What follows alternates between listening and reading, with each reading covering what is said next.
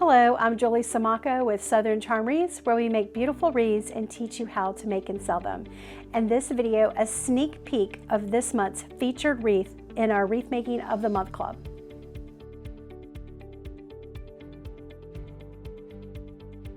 The first thing we have is a beautiful Love Let It Grow sign. I love this, it's so pretty, all of the florals. You'll see one of those, that's gonna be trending this spring, is going to be everything floral, from ribbon to signs to fabric to anything in the home decor. It's going to be florals. Before we get started, I always like to talk about coloring and why it's important to choose certain colors. I tend to go to my focal piece, which is this beautiful sign. If you're new to making and you have a hard time choosing colors, find your focal piece and then choose 3 colors from this focal piece to focus all of your coloring around.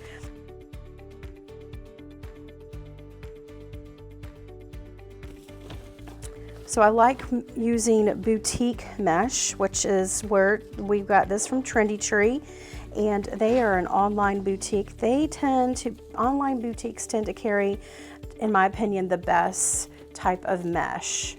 It's just a lot more vibrant, usually have a lot more color selections too. I think Deco mesh wreaths are perfect for the beginner wreath maker. It's great that you can layer your items on a Deco mesh. So at any point in the process of making your wreath, you can stop and have a really pretty wreath for your front door. So for each roll of ribbon that we're using, we're gonna do 14 inches. So I'm just gonna roll them out on my mat, and we're gonna fold them in half, just like that. And then we're going to pleat them together. And then we're going to just lay them on top of the needle ties and twist a couple of times. And then what we do is we take and make an X.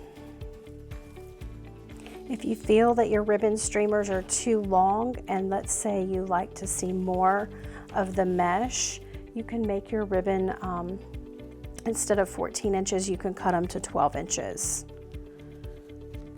So now what we want to do is go ahead and attach our sign now that it has cooled off. And then I want to position this in the center. I'm just repositioning the loops. If your loop is behind, you might want to pull it up to the front. You want to give the illusion that your sign is nestled in and not sticking on top. We've got this greenery, which this is one of my favorite greeneries that,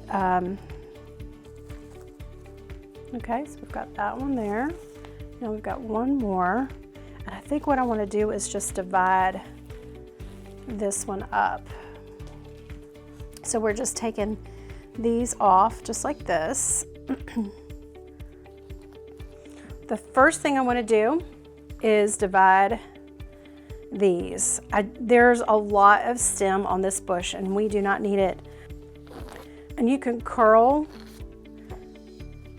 the leaves on here just like that.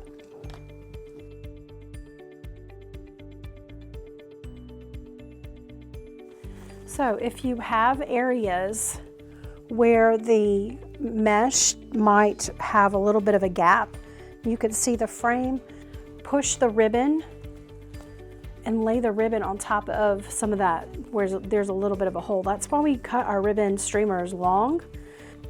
In order to take your photos with your wreath, you want to go through and you want to pull out the ribbon streamers and just make them pop. It makes the ribbon show up a lot better on your pictures.